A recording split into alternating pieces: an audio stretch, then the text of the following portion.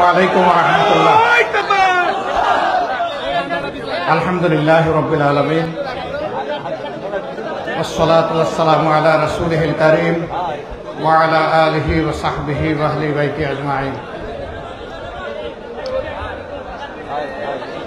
আমাদের সকলের হৃদয় ভেঙে দিয়ে দুনিয়া থেকে বিদায় নেওয়া মজলুম শিশু আসিয়ার প্রতি সম্মান দেখাতে আমরা এখানে এসেছি। এ উপলক্ষে তাৎক্ষণিক এই সভার সম্মানিত সভাপতি, সম্মানিত অতিথিবৃন্দ, সম্মানিত নেতৃবৃন্দ, প্রিয় এলাকাবাসী এবং সাংবাদিক বন্ধুগণ, যে ঘটনাটি গত সপ্তাহে এখানে ঘটে গেল, এটি বাংলাদেশের ইতিহাসে একটি কলঙ্কের তিলক রচনা করেছে।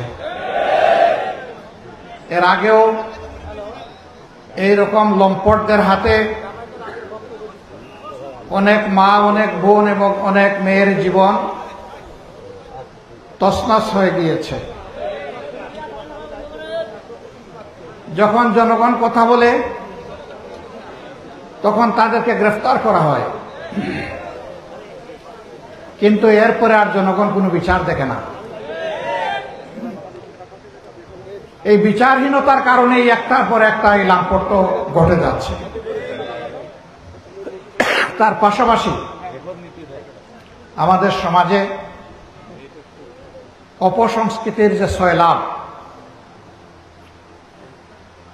আমার সম্মানিত সহকর্মী বাংলাদেশ জামাত ইসলামের নায়েবে আমির জনাব ডাক্তার সৈয়দ আব্দুল্লাহ মোহাম্মদ তাহের বলেছেন, ভারতীয় আকাশ কুসংস্কৃতির সুবলে ঘরে ঘরে আজকে এই নির্লজ্জতা এবং বেহায়াপনা ছড়িয়ে পড়েছে।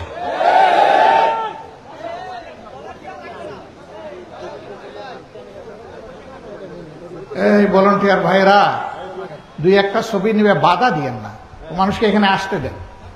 আপনারা বসে যান, আর ভলান্টিয়ারই লাগবে না, এখন আপনারা বসে যান।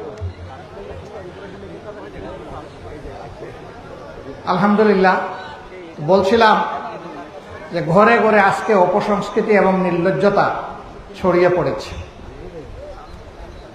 মেগা সিরিয়াল, শর্ট ফিল্ম, এই দুইটার মাধ্যমেই আমাদের গোটা সংস্কৃতিকে, সামাজিকতাকে, পারিবারিক বন্ধনকে, সব কিছুকে তছনছ করে দেওয়া হয়েছে।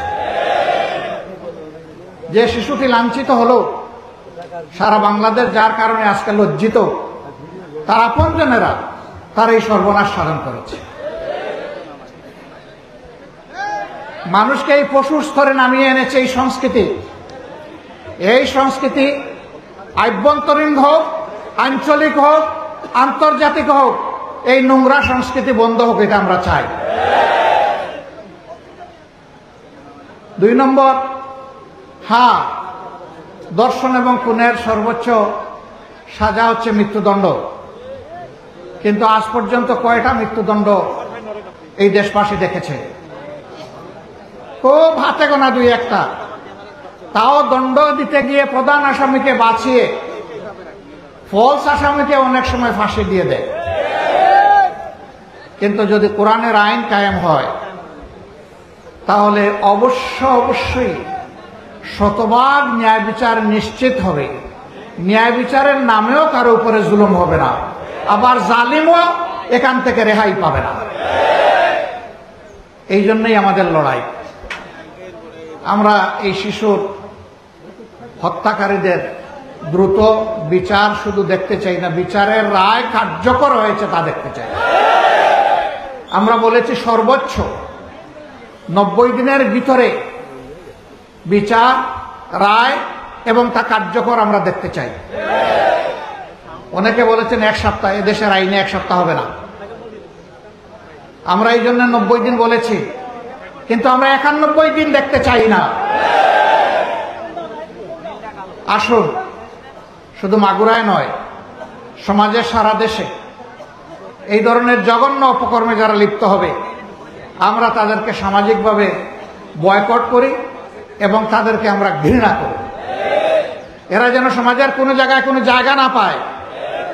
সে যত বড় লোক হোক, লম্পট লম্পটি, দুষ্কৃতিকারী সে দুষ্কৃতিকারী, তাকে তার লাম্পট্য এবং অপরাধের শাস্তি তাকে পেতে হবে। তার বড় শাস্তি হচ্ছে সামাজিকভাবে ঘৃণা করা।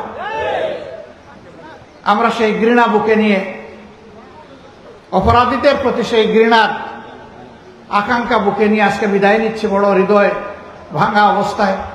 আসুন এই শিশুটির জন্য আমরা দোয়া করি, তার পরিবারের, মজলুম পরিবারের জন্য দোয়া করি, এবং সারা বাংলাদেশে এইরকম অতীতেও যত জঘন্য অপরাধ হয়েছে সেগুলোর যাতে বিচার হয় আল্লাহর কাছে আমরা তার সাহায্য কামনা করি। আস্তাগফিরুল্লাহ ইন্নাল্লাহ গফুরুর রহিম, আস্তাগফিরুল্লাহ ইন্নাল্লাহ গফুরুর রহিম, আস্তাগফিরুল্লাহ আল্লাযী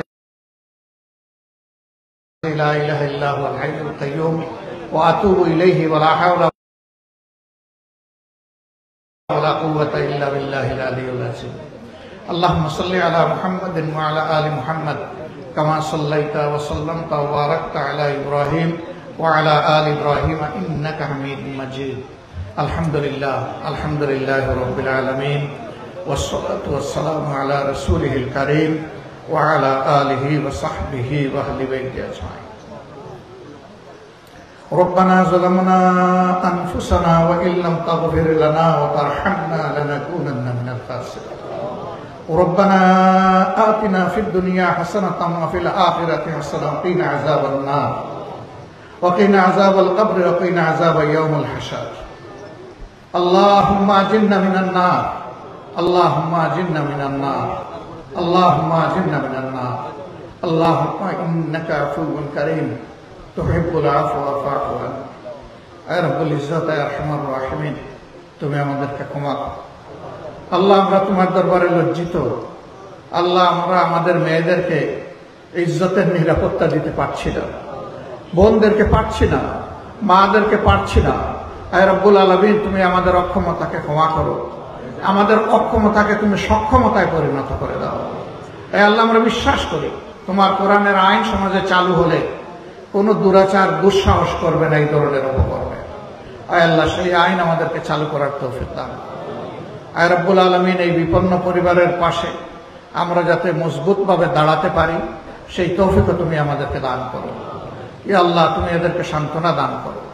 আল্লাহ, এই বাচ্চাটাকে তুমি তোমার একান্ত প্রিয় বান্দী হিসাবে কবুল করো। আল্লাহ, তার কবরটাকে জান্নাতের একটা জীবন্ত টুকরায় পরিণত করে দাও। আয় আল্লাহ, তার আপনজনকে তুমি প্রশান্তি দান করো। আয় আল্লাহ, বারাক্রান্ত এলাকাবাসীকেও তুমি সবর করার তৌফিক দান করো, দেশবাসীকেও তুমি সবর করার তৌফিক দান করো। আয় রব্বুল আলামিন, সকল অপরাধ অপকর্ম অপনোদন করে আল্লাহ ন্যায় ভিত্তিক একটা মানবিক বাংলাদেশ গড়া যাদের হাতে সম্ভব আগামীর বাংলাদেশটা মেহেরবানি করে তাদের হাতে তুমি তুলে দাও। ইয়া রাব্বাল আলামিন, ইয়া আরহামার রাহিমিন, এই জাতি দফায় দফায় অর্ধ শত বৎসরের অধিক সময় ধরে বিভিন্নভাবে নির্যাতিত হয়েছে।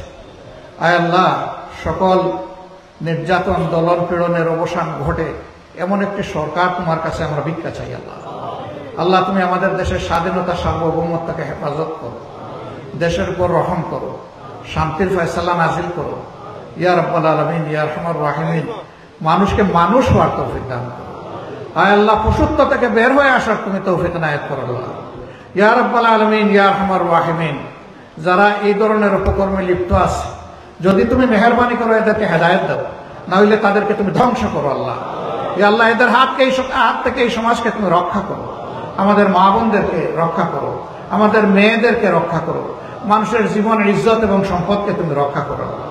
রব্বানা তাকাব্বাল মিন্না ইন্নাকা আনতাস সামিউল আলিম ওয়া তুব আলাইনা ইয়া মাওলানা ইন্নাকা আনতাত তাওয়াবুর রহিম।